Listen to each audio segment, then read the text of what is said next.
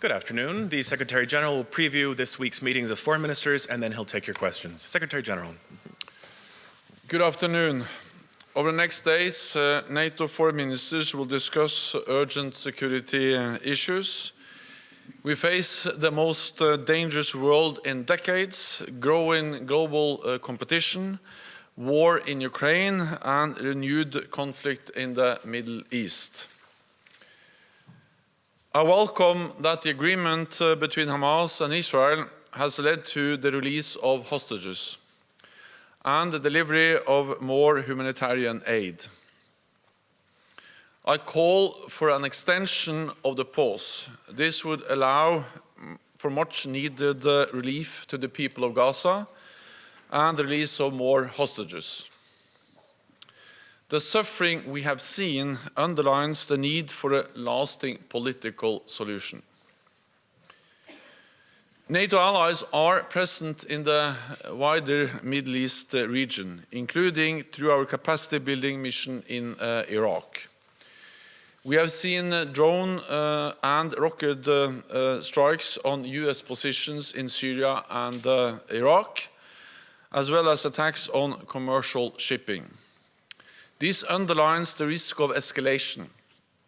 Iran must rein in its proxies. Tomorrow, ministers will address Russia's destabilizing actions in Ukraine and beyond.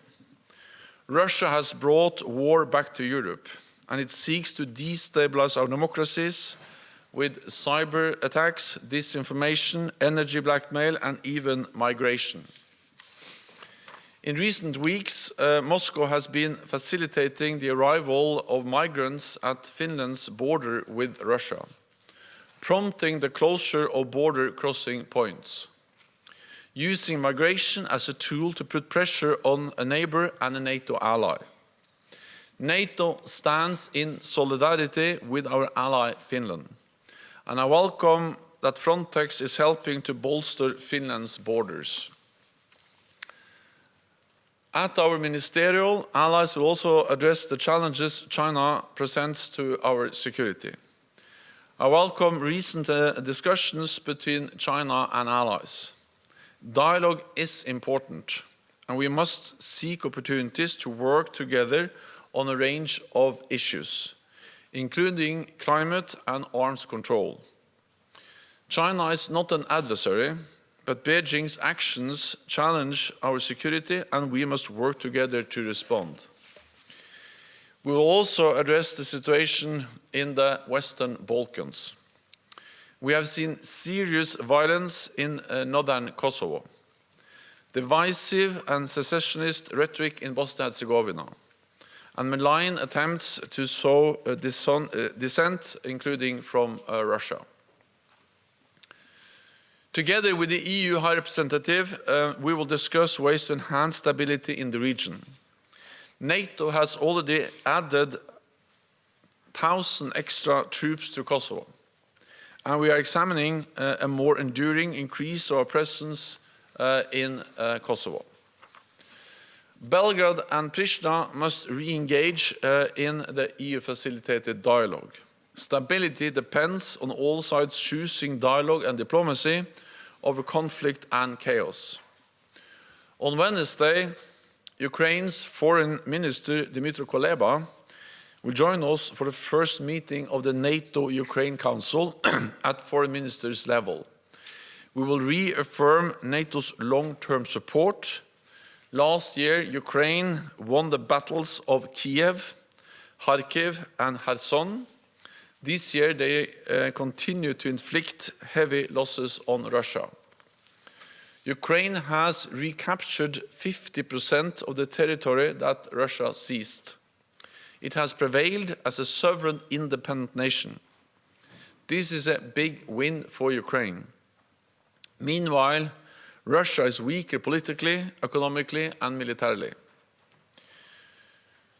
Ukraine continues to fight bravely. We continue to support them. This month, Germany and the Netherlands pledged 10 billion euros for Ukraine. Romania opened an F-16 training center for Ukrainian pilots. Allies, including the US and Finland, are sending more air defenses and ammunition to protect Ukrainian cities from Russian attacks. And 20 allies have now formed an air defense coalition for Ukraine. Allies agree that Ukraine will become a member of NATO. At our meeting, we will agree recommendations for Ukraine's priority reforms, as we continue to support Kiev on its path to NATO membership. Finally, on Sweden. Sweden's membership will make NATO stronger and all of us safer. So I welcome that the Turkish parliament has begun its ratification process. I count on Turkey and Hungary to complete the ratifications as soon as possible. The time has come. With that, I'm ready to take your questions. Thanks. We'll start with Swedish radio in the second row, please.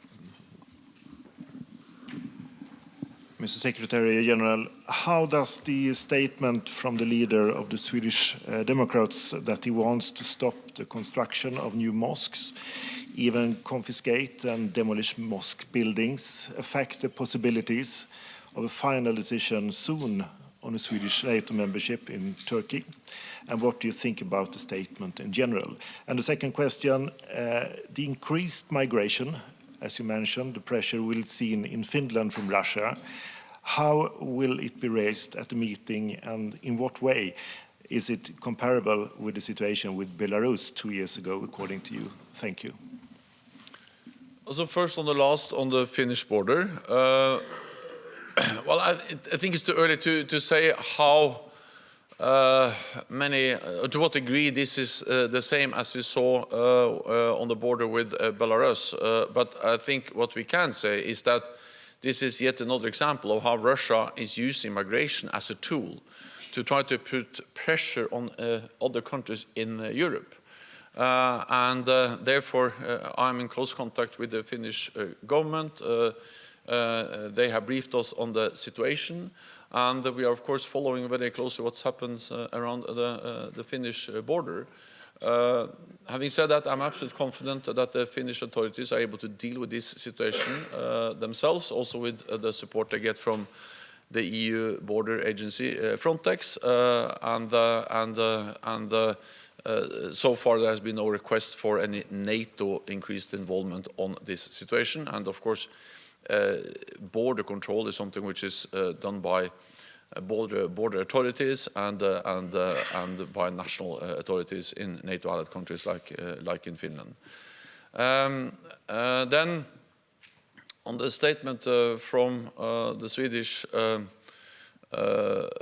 also leader of the Swedish political party, I will just say that I will not go into domestic discussions, but I believe in freedom of religion, freedom of expression, and these are also core NATO values: democracy, freedom, democracy, and these are actually fundamental rights which shall be protected throughout the alliance. What matters for Sweden's NATO membership is the fact that Sweden, as a government, as a nation, has delivered on what they pledged.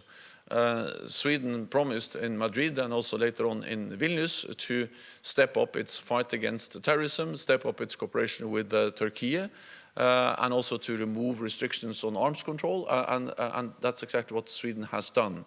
So Sweden has delivered on what they promised, and now the time has come to Turkey to finalize the accession process. And it's good that President Erdogan has submitted the papers for ratification to the parliament. It's good that the parliament in Ankara, the Grand National Assembly, has started to deal with these documents, and I hope they can finalize this process as soon as possible. We'll go to Irina Summer, row 4 in the middle here, please. Just behind you. Yeah. Thank you, Dylan. Secretary General, Irina Sommer, news agency Interfax, Ukraine. What is your assessment for the implementation of Vilnius summit decision regarding Ukraine? What is your expectation towards upcoming summit in Washington? and what Ukraine have to do to get a good result there? Thank you. So NATO allies are following up and implementing the decisions we made on Ukraine and NATO membership at our summit in Vilnius in July this year. And we made 3 important decisions. First of all, we shortened Ukraine's path to membership from a 2-step process to a 1-step process by removing the requirement for a membership action plan for Ukraine. So that step has already been taken. We have actually removed one of the phases that Ukraine has to pass to become a full member by removing the requirement for a membership action plan, as we also actually did for Finland and Sweden. Second, we have established a NATO-Ukraine Council, which is an important body where Ukraine and all NATO allies meet around the same table with the same rights, the same obligations, and that's a body where we can make decisions together. So that moves Ukraine, of course, significantly closer to NATO by establishing a decision-making body, the NATO-Ukraine Council, and that body, that council, will meet for the first time at the foreign ministerial level this week when Minister Kuleba comes to NATO. And thirdly, we have agreed a comprehensive, substantial program for ensuring full interoperability between Ukrainian forces and NATO forces. This will, of course, help them also to come closer to us, that they are more capable of operating together with NATO forces, and allies are delivering on that. On top of that, of course, the fact that NATO allies are delivering F-16s, battle tanks, artillery, training, all of that is, in a very practical way, helping Ukraine to come closer to NATO, because they are more and more also capable of operating and working together with NATO soldiers and based on NATO doctrines and training procedures. It's too early to say exactly what will be the decision at the Washington summit. All allies agree that in the midst of a war, full membership is not possible. But of course, we will continue to look into to address how we can move Ukraine and NATO even closer together as we prepare for the Washington summit. What decision we make there has to be addressed at the later stage when we are closer to the summit. We'll go to Petra Jordan in the second row here, please. This is Mohammed Shaboul from Jordan News Agency. Mr. Secretary General, what specific issues will the ministers discuss with respect to the situation in the Middle East? Thank you. Of course, we are extremely concerned, and I will also welcome the fact that King Abdullah visited NATO a couple of weeks ago. He gave a briefing to all allies. I had a bilateral meeting with him, and of course, his assessments, his analysis are of great value for NATO, and it demonstrates also that Jordan is a close partner, a highly valued partner of NATO. We have partners in the region. Israel is a partner, but also Jordan, Iraq, many Gulf countries, other Arabic countries are NATO partners. And in this critical situation, we consult, we work with, we listen to our partners in the region. So we welcome the pause in the fighting, and this has enabled the release of hostages and enabled the delivery of support, humanitarian support to the people of Gaza. I call on an extension of the pause because this will give the people of Gaza much needed relief. It will also enable further release of hostages. NATO as an alliance has never played an active role in the Israel-Palestine conflict. We have a presence in the wider region with our training mission in Iraq to fight ISIS, with our close cooperation with Jordan, where we also do some defense capacity building efforts. And of course, we are concerned about the potential escalation of the conflict. And therefore, our message to Iran is that they should rein in their proxies. And of course, what we have seen, drone attacks on ships, on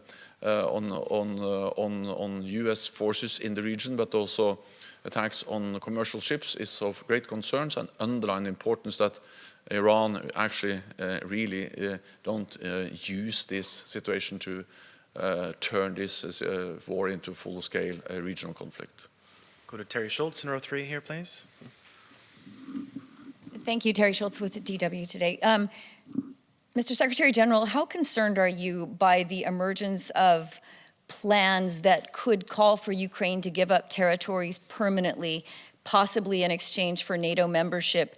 How much does this concern you about the long-term security of NATO if this were actually to be the case? And are you also worried that that perhaps flagging in the sense of declining weapons deliveries to Ukraine could mean that Ukraine would be forced into that situation, again, leaving territories in Russian hands that are Ukrainian land? Thank you. It is for Ukraine to decide what are acceptable ways to end this war. Our responsibility is to support Ukraine and to enable them to liberate as much land as possible and to put them in the best possible place when or if negotiations may start. Wars are by nature unpredictable. We have seen no sign that President Putin is planning for peace. He's actually planning for more war. So what we do know is that the more military support we provide to Ukraine, the stronger their position will be on the battlefield, and the stronger their position will be on a potential negotiating table. I think we have to also recognize that Ukraine has already made big or achieved big victories. We have to remember where this conflict started. At the beginning of the war, we feared that Ukraine would collapse within weeks and that President Putin would control Kiev within days. That didn't happen. The opposite happened. The Ukrainians were able to push Russian forces out of the north, in the east and in the south. They have liberated 50% of the territory that Russia occupied at the beginning of the war, or the full-fledged invasion, and they have prevailed as a sovereign, independent, democratic nation in Europe. This is a big victory for Ukraine. At the same time, Russia has suffered big losses, significant fighting capabilities, tens of thousands of troops and personnel, and Russia is becoming more and more isolated politically, weaker economically, militarily. So in total, what we have seen is big defeats for Russia. They have not achieved their strategic goal to control Ukraine, and the Ukrainians have achieved a lot. Again, it is for Ukraine to decide. Our responsibility is to put them in the strongest possible position, and therefore I welcome the continued support from NATO allies. We'll go to Reuters here in the third row, please. Andrew Gray from Reuters, Secretary General. You said that Ukraine has achieved big victories in this war, but it hasn't achieved any big victories this year in the counter-offensive. General Zaluzhny himself talks about a stalemate. So is NATO content with that state of the war? And if not, what is NATO and what are NATO allies willing to do to break the stalemate? So what we see is intense fighting. There is an extremely difficult situation along the front line, especially in the east. We see high casualty numbers and some of the most intense fightings that we have seen throughout the whole war has actually taken place over the last weeks and couple of months. This happens at the same time as the front line has not shifted in any significant way. So I think we need to distinguish between the fact that the front line is not moving so much and the fact that actually there is very heavy fighting going on. Again, we are impressed by the bravery, the competence of the Ukrainian forces, and also their ability to actually strike behind the Russian lines, deep into Russian-controlled territory. And of course, military achievements can partly be measured in square meters, but also on the losses you are able to inflict on your adversary. And yes, the front line has not moved so much, and of course we would like them to liberate as much territory as possible, as quickly as possible. But even though the front line has not moved, the Ukrainians have been able to inflict heavy losses on the Russian invaders, both measured in personnel and casualties, but also in taking out fighting capabilities. So these are significant gains, and also been able to actually push back the Black Sea fleet from the Russian fleet from big parts of the Black Sea. So these remains important military gains, even though over the last months we haven't seen any significant territorial gains. But again, we have to remember the starting point. The starting point was that most experts, and also we, feared that Ukraine was going to collapse in weeks. They've actually made huge gains. We'll go to Tanyug over here on the left side. Thanks. Mr. Secretary General, how do you see the future of the mission of KFOR? And do you think that NATO could take on a bigger role than the existing one in order to improve the security situation, especially in the north of Kosovo and Metohija? I just visited Kosovo. I also visited Serbia and other countries in the region, Bosnia-Herzegovina, North Macedonia, and I met with the leaders from the whole region. And my message is that, of course, NATO will do what's necessary to maintain stability in this region. It is important for NATO. We have a history there, we have a presence there, and we have just recently increased our presence in Kosovo by adding 1,000 extra troops. We are now assessing whether this should be a more enduring increase, whether there is a need for any particular new capabilities, but we have already taken important steps by increasing our presence. We also urge both Pristina and Belgrade to engage in good faith in the EU-facilitated dialogue, and we also believe that the proposal for association of Serb majority municipalities or could be an important step forward in moving this dialogue in a more constructive direction. My message, again, both in Pristina and in Belgrade, was that both parties must refrain from inflammatory rhetoric and must, of course, not conduct any actions that can further increase tensions in the region. We'll go to Telegraph in the fourth row in the middle here, please. Thank you for the question. The flare-up of new conflicts increases the likelihood of a global conflict between NATO and Russia. How do you assess the alliance's preparation for the possible Third World War, and is it being discussed in the context of the continuation of the conflict in Ukraine? Fundamentally, NATO has two main tasks when it comes to the war of aggression against Ukraine. One is to support Ukraine, as we have done since the beginning of the war, and actually many others provided significant support to Ukraine also before the full-fledged invasion. And we continue to provide support to Ukraine. The other main task is to prevent escalation, to turn this conflict to prevent this conflict from turning into a full-fledged war between Russia and NATO. Because that will cause even more suffering and death and destruction. And we are preventing escalation of this war by sending a very clear message to Moscow that we are ready to defend every inch of NATO territory.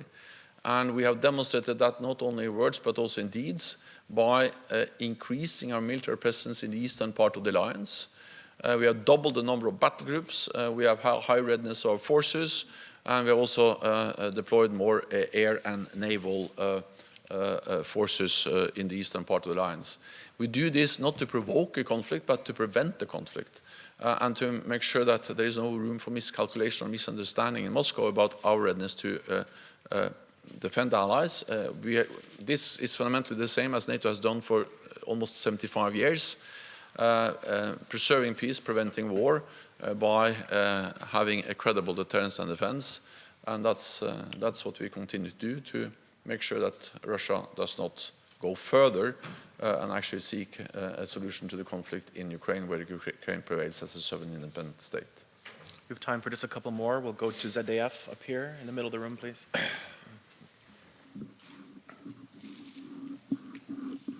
Thank you very much. Florian Neuhan, ZDF German TV. Mr. Stoltenberg, once again on Turkey.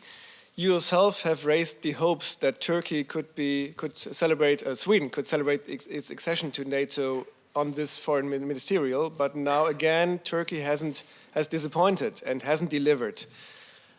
Are you disappointed? I mean, President Erdogan himself has promised to you a rapid accession process. Are you disappointed, and what can you do to accelerate this process? So I would have liked to see a more speedy ratification process. That's no secret, and that has been my message now for several months. I actually made it clear several months ago that the time has come to ratify not only Finland but also Sweden, and therefore I have continued to engage with the Turkish leadership, including a phone call with President Erdogan a few weeks ago, underlining the importance of finalizing the ratification of Sweden's membership. After my phone call with President Erdogan, he decided to submit the protocols for ratification to the Turkish parliament. That was an important step, and it was also good news when the Speaker of the Parliament decided to submit the papers directly to the Foreign Relations Committee, and the Foreign Relations Committee had their first take on the protocols, the papers of ratification. I think it's a couple of weeks ago. Then, of course, I would like them to finalize that, and that's exactly what I have communicated many times, because Sweden has delivered, NATO has delivered on what we promised, and now it's time for Turkey and Hungary to finalize the process. Because we have to remember that Turkey has legitimate security concerns. No other allies suffered more terrorist attacks. They are concerned about terrorist groups which are attacking them. And of course, we should work with Turkey to help them protect themselves against terrorist groups. And that's exactly what NATO is now doing. I have stepped up, we have stepped up here at NATO. I have appointed a special coordinator for our efforts in the fight against terrorism. We are in the process of updating our guidelines for the fight against terrorism. These are important things for Turkey, but also, of course, for the whole alliance. And then Sweden has really stepped up when it comes to exchange of intelligence. The security services are working more closely with the Turkish security services, also knowing that PKK is not only regarded as a terrorist organization by Turkey, but also by Sweden and NATO allies, and also that PKK is linked to also organized crime in Sweden. So I welcome the increased cooperation on fighting terrorism, but also that Sweden has removed restrictions on arms exports, and also, of course, follow up on the message from Vilnius that we should remove as many obstacles as possible for arms exports between NATO allies. All of this has been followed up from NATO, and therefore my message remains that Turkey should finalize, and I'm expecting that this will also be a very clear message that will be conveyed to Foreign Minister Hakan Fidan when he arrives here at the NATO Foreign Ministerial meeting, where allies will express their need to see a speedy finalization of the ratification. Final question today goes to Frankfurter Allgemeine Zeitung in the middle of the room, please. Thanks a lot. Thomas Kutschka, Frankfurter Allgemeine Zeitung. Secretary General, Do you sense a willingness among NATO member states to equip Ukraine with what it needs for another counteroffensive next spring?